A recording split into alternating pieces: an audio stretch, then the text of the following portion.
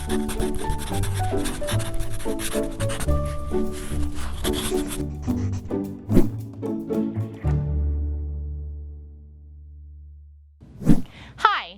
I'm Ashley Harned. Welcome to PaTTANpod. In this episode, we will hear about a conversation that I had at Mountain View Elementary School with Mr. Logan Buffington. Logan shared his journey to becoming a special education teacher, starting as a paraprofessional in an autism support classroom. He was so inspired by his experience that he pursued his teaching degree and landed his dream position teaching kindergarten students with autism. Learning how to implement effective instructional practices changed his life, and now he is changing the lives of every student that walks through his door. We were also joined by Mrs. Danielle Leshak, Supervisor of Special Education with the Central Dauphin School District, and Amy Miller, Educational Consultant with the Pennsylvania Training and Technical Assistance Network. Let's take a look. I'd like to welcome Logan Buffington, Autism Support Teacher here at Mountain View Elementary School, Danielle Leshak, Supervisor of Special Education with the Central Dauphin School District, and Amy Miller, Educational Consultant with the Pennsylvania Training and Technical Assistance Network. Good morning, everyone. Good morning, Ashley. Logan, we're going to get started with you today. Sure. What inspired you to work with students with disabilities? Can you tell us your story? How did you arrive here at Mountain View Elementary? So Ashley, I have a little bit of a unique journey coming into work in special education. So growing up, I was always fascinated with science, and I knew I wanted to help people. That's just something that I grew up with. And so I decided, I think it was like 6th grade when I decided that I was going to be a doctor. And I followed all of those plans throughout high school, and my undergraduate degree is in biochemistry. And I decided that's what I was going to do. To frame it a little bit, I grew up with my mother as a teacher, so I always grew up around educators and special educators, and my 2 god cousins, my godparents' children, they are twins, and they both were diagnosed with autism at a very young age and received services throughout our youth, and we're the same age. So I grew up seeing a lot of the supports, talking about education, talking about special education, but never really knowing fully what it was. And then throughout a lot of the experiences that I had shadowing and interning and whatnot, and working in hospitals and medical practices and different healthcare settings, I saw kind of barriers and gaps between healthcare providers and students with disabilities and children with disabilities. And so I think I kind of decided that it was my charge in life, my vocation, to meet that gap and to become a practitioner that served specifically students with disabilities. And that was my goal. And then I graduated undergraduate degree in 2020, so the height of the COVID-19 pandemic. And I decided that I didn't want to start a graduate education in medicine online. So I was looking for a gap year opportunity, something to learn. And my mom worked at Linglestown Middle School, and there was an opening there for an autism support paraprofessional. And I thought this would be a really great experience to gain some transferable skills into a career in medicine. That working with students with disabilities, providing an inclusive environment, strategies to use, all of those things that could help me pursue my later career. And this was kind of supposed to be a stepping stone. And then I fell in love with it, and the best laid plans changed, and I realized that I was so happy working in special education that I decided to stay. Wow. Well, I can attest firsthand to the classrooms that you're describing that you worked in at Linglestown Middle School, but I am completely blown away that you abandoned your dream to be a physician to pursue special education. Was there anything specifically about special education that you were really attracted to? Can you tell us a little bit about, again, your training in special education and what those maybe things were that really led you down to becoming a teacher? Sure. And I want to say first, I don't think I abandoned a career in medicine, right? That was my dream at one time. And I think I found a new dream, and one that makes me even happier. So working in the field of special education isn't a second best. It wasn't a plan B for me. It was something that I never thought about, and it became plan A very quickly once I realized the impact that it had. So as I said, I was at Lincolnstown Middle School, and I was in the classrooms of Danielle Leshak and Alicia Bruno, who's now a patent educational consultant as well. And working in that classroom showed me how important special education is, and not just within that classroom, but in a global perspective. And I think just seeing firsthand the changes in the students' lives and the relationships that we were able to build in those classrooms and under the lead of Mrs. Leshak and Mrs. Bruno, it was just a magical experience. Mrs. Bruno always says we had the pass to Disneyland, and I think we really did, because it was a great experience every single day. Seeing our student outcomes, the way students gain skills, gain quality of life, and gain independence made me realize how important special education is. And it helped me to become a lifelong learner as well, because I've signed on as a teacher to constantly be learning and trying to do better for my students. And I think, falling back in love with learning and falling in love with the students is really what brought me to special education. And there's a lot of reasons to stay. And one of those is the training provided in Mrs. Leshak and Mrs. Bruno's room. And with the help of patent consultation, it was wonderful and giving me a foundation to be a confident and competent classroom leader. And I think without that preparation, I would not feel as confident that this is the journey that I'm meant to be on. So I'm grateful that I had that experience and continue to get to work with the people that provided me that initial exposure to special education and helped me fall in love with learning again.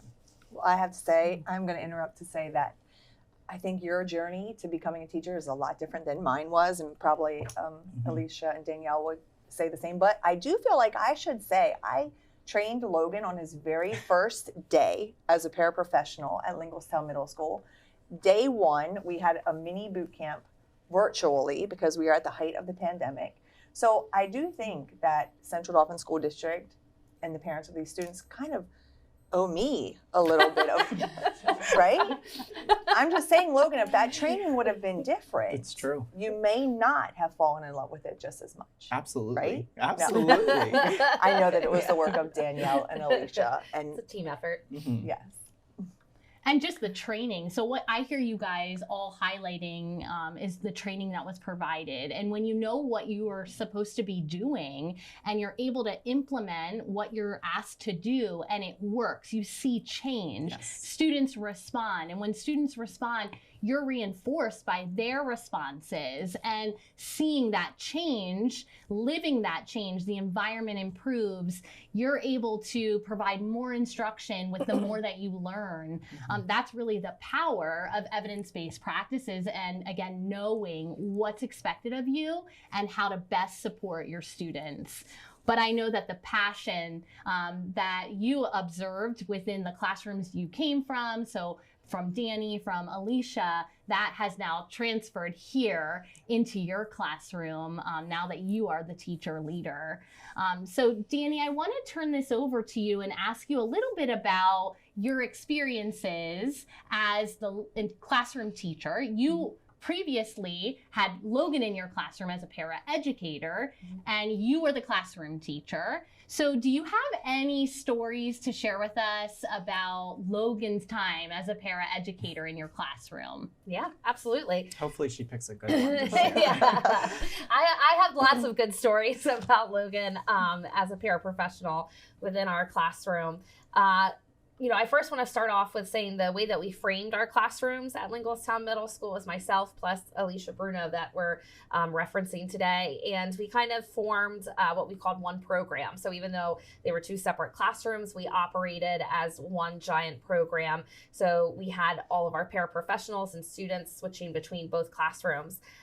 Logan's desire to learn and his drive automatically stuck out to us, as we knew he had a very bright future. But in particular, we had a student who wasn't too keen on working with new people or didn't necessarily enjoy changes, but we had to teach him how to adapt to change and be around new people. So we trained Logan on honoring the student's requests, his demands, conditioning himself as the giver of all of the good things. And Logan took to this very quickly, and the student responded really well. They naturally bonded and formed a really great relationship. He wanted to be around Logan, so much so the student loves Thomas, and we have Sir Topham Hatt at Thomas. He started going home and talking to his family about Sir Logan. And the mom reached out to us and said, tell me more about Sir Logan. But she was just so overjoyed that her child was coming home and communicating stories about school with her for really the very first time. And that was some of the impact that we had with having Logan as a paraprofessional within our classroom. So that's just one of the many highlights that we have, with lots of really good memories of how our program operated, and really the joy, or the Disney World Pass, as Mrs. Bruno always said, that we offered to the students at Linglestown. Well, that's an amazing story. I have never heard that story before. Sir Logan, what a powerful... We'll start calling him that. Yeah, we might need to. Again, all the credit to Amy, because that initial mini boot camp, I wouldn't have even known what a requester and man was. So I think, all the credit goes back to the consultation that we receive and the leadership in the classroom. So it's really wonderful. When you know what you're expected to do, it makes your job so much easier. Absolutely. And so that's why effective training systems are so powerful, and being able to build the capacity of the classroom teacher, who can then train the para educators and other team members, and also collaborate with the related service providers, is so important. It impacts students. Yeah. And if everyone is collaborating and knows the goals for that student, they're able to make positive impacts and change. So Danielle, you transition now as the Supervisor of Special Education within the district. So you have moved on from the classroom and now are taking a leadership role, and you have the opportunity now to supervise Logan, who has transitioned from paraeducator to classroom teacher. Can you tell us anything that you've learned or that you've taken with you from the classroom and now are utilizing, any skills that you might have from the classroom now into your leadership role? What are some of those skills that were needed to kind of step into this role and now supervise teachers? Sure. So I'm learning very quickly, and I have a very short tenure right now of being an administrator in the school system, but you really have to have a global picture of the classrooms that you're leading. And I just want to, again, take a moment to really, give a shout out to our Director of Special Education, Ms. Ann Zalonis, because she kind of saw a vision and a mission for our autism support classrooms and that great need that we had there. So I did have the privilege of stepping into the supervisor role of supervising all of our autism support classrooms in the district K-12, which I think focusing on that vision and that mission that you have for the direction that you want to take those classrooms is a really important concept to keep in mind. So you kind of have all of these different classrooms, these individual spaces that you're working with those teachers on, but you need to have a global perspective of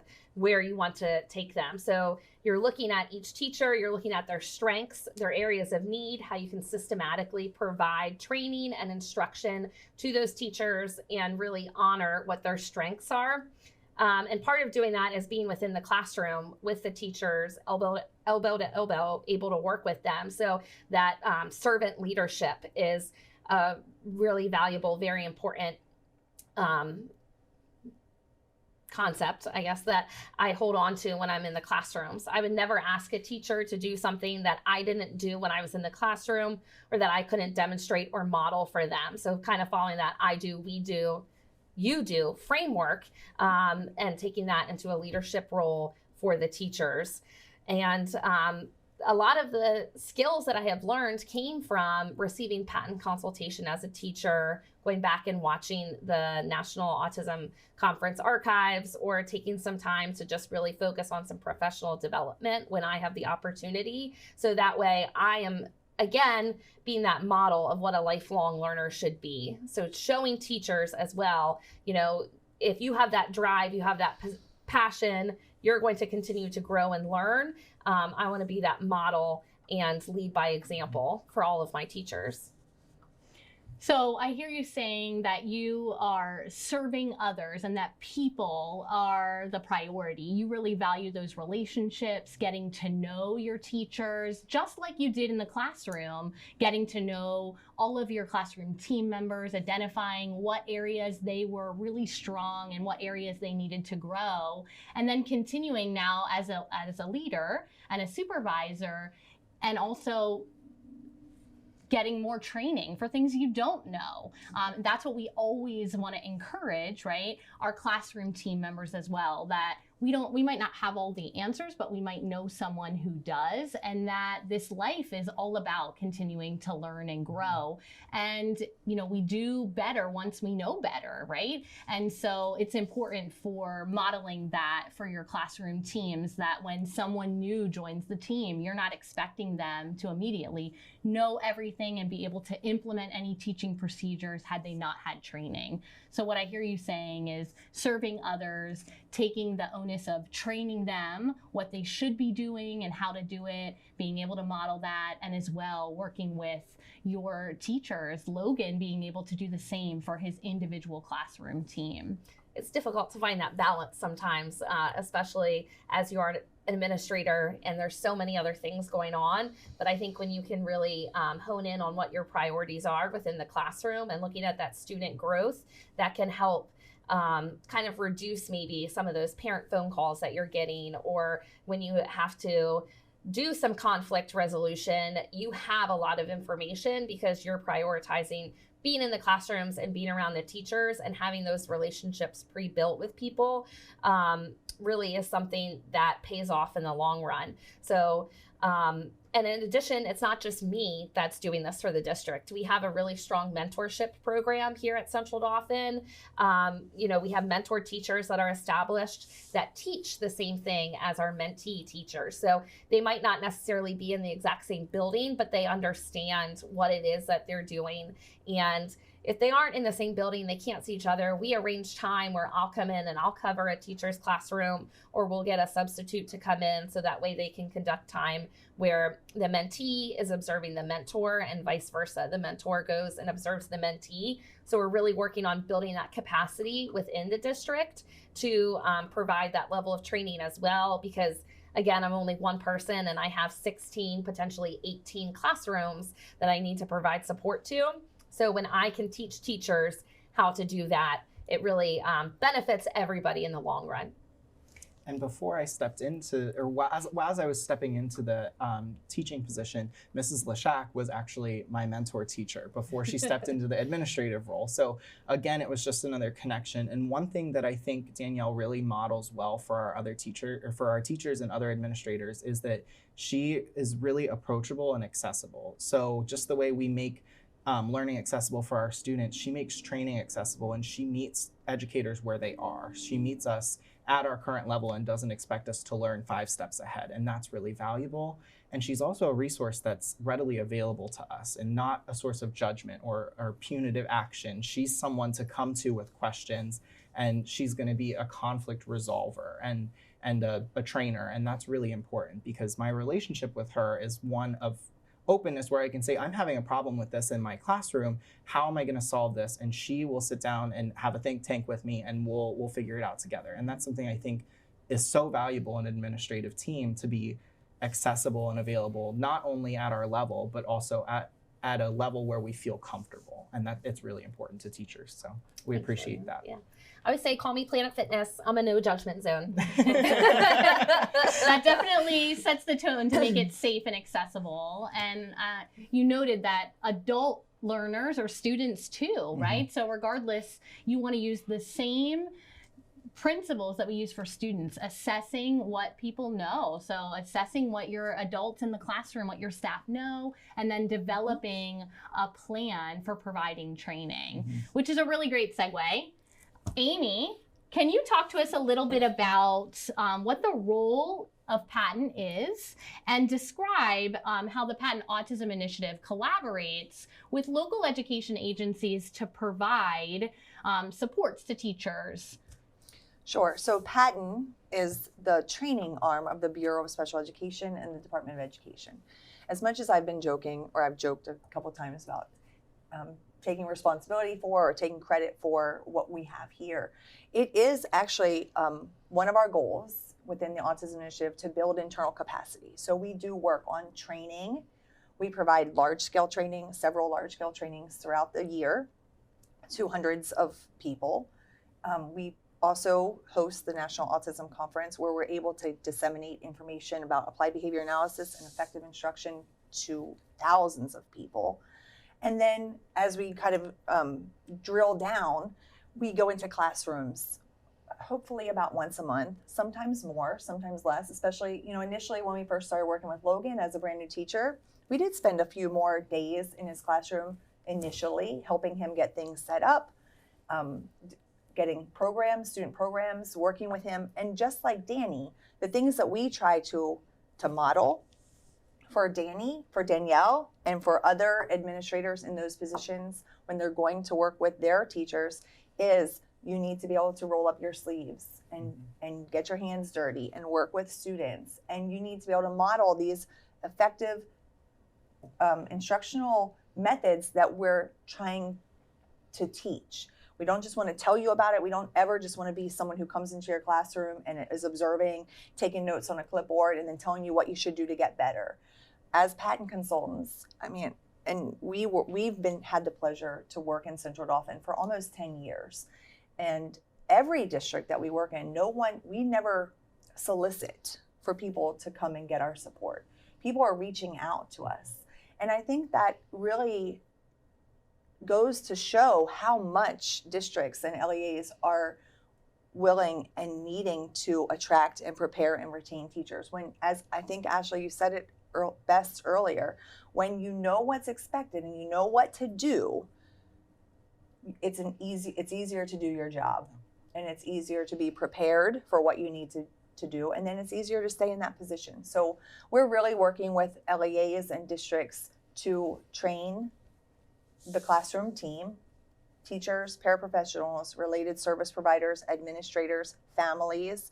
Those are our top constituents. So I think we're just so lucky to work as patent consultants and to be able to come into classrooms like Danielle's and Logan's and all of the classrooms that we support here in Central Dauphin School District and across the state.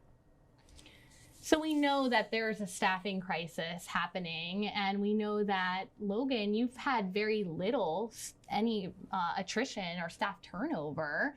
So when we think about what is needed to sustain that coming to work and having people wanting to be here and want to work with challenging learners, would you be able to identify, Amy or any of you, what skills do educators, so all educators thinking about para-educators, teachers, what skills do these individuals need to have during these really challenging times?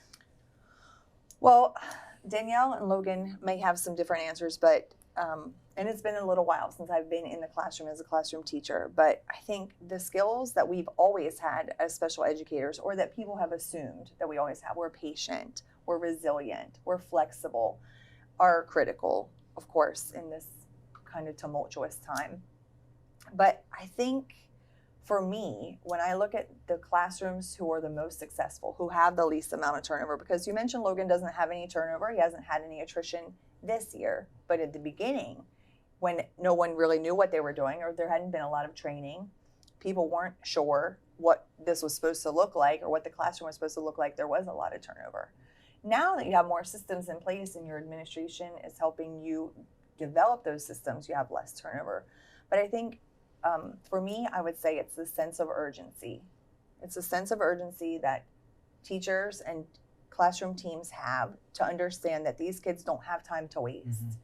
They're already far behind. They already have a lot of things to learn, and we don't have time to have a schedule like you see behind us here that includes activities that don't lead to meaningful skill development. Mm-hmm.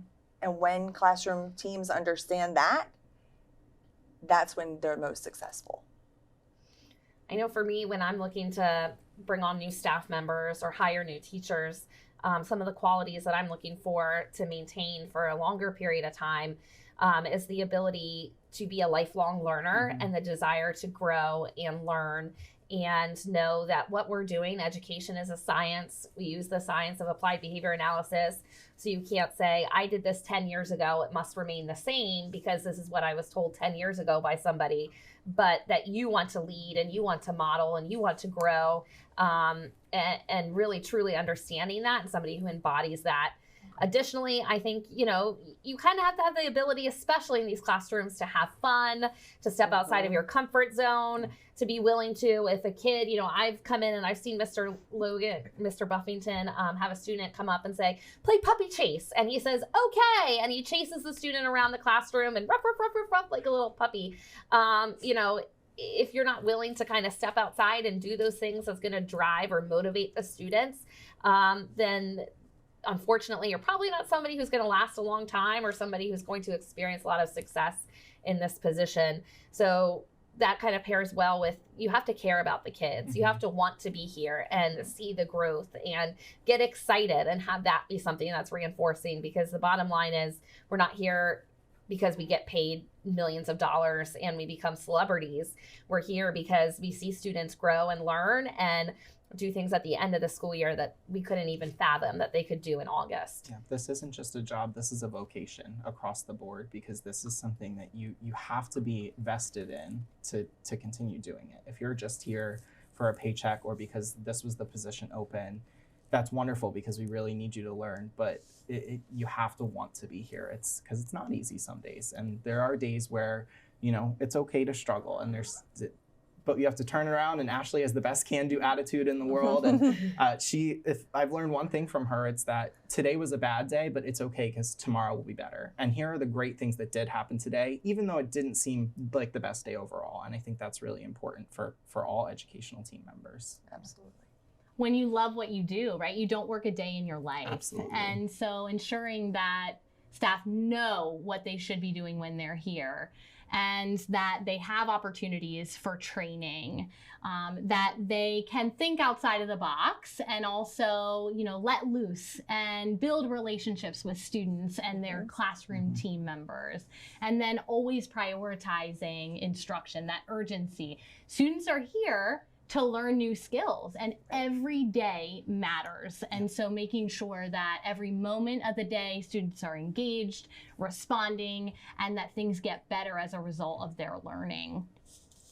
Well, Logan, I want to ask you if there's anything over these past 2 years. We know you're a new teacher, right? And so this is your second year. Is there any advice that you would give to anyone in the field that's interested or maybe kind of tiptoeing in? They're currently serving as a paraprofessional in a classroom and they're not sure if they want to take on the journey of going into education or becoming a special education teacher. What advice would you give them? I think the biggest thing, we've mentioned it a couple times already, is be open to feedback and be coachable, because in the moments where you're seeking to do better, you're going to learn how to do better. And that's what Danielle and Ashley and Amy and all the patent educational consultants are here for. And I think sometimes I'll say that the days that you two come into my classroom are the most overwhelming days of the year, because it sets my brain on fire a little bit. But they're also the most important days. And if I shut down and say, oh my goodness, they're critiquing all of this, they're giving me all this feedback, it's too much, I'm overwhelmed, I'm not growing from it. So I have to be willing to sit in that uncomfortable moment of feedback, which is really important and helpful, and then really use it as a stepping stone to activate change in my classroom. What the three of you tell me, and anyone who comes in and can give feedback, those things are the most important ways that my students are going to become more successful, and my team is going to grow as a team and become better educators. And not only being open to it, but then using those as action steps. Create action items based off of those really pinnacle moments of having that patent consultation time or having your supervisor come in, and then use those moments as opportunities for growth and action steps for growth. So don't be afraid to make a mistake is what I'm hearing. Absolutely. Don't be afraid to fail forward. Absolutely. Continue to grow. Take every opportunity of a mistake is made. How can I correct it? It's How a can learning I make opportunity. a learning Failure opportunity. is just a learning opportunity. We're not going to make the same mistake again because we know better, so we're going to do better. But we have the tools to do better, and that's what's really important. Well, it's really been a pleasure talking with all of you today. Thank you guys so much for joining me. For more information about special education and evidence-based practices for autism, check out PaTTAN's website and the National Autism Conference archives. I hope that you enjoyed our conversation. For more information about special education and evidence-based practices for autism, check out the PaTTAN website and the National Autism Conference archives. I want to thank our guests, Logan, Danielle, and Amy, for sharing their stories with us. Also, a very special thank you to John Ragsdale for producing this episode. Viewers and listeners, I hope you'll join me next time on PaTTANpod.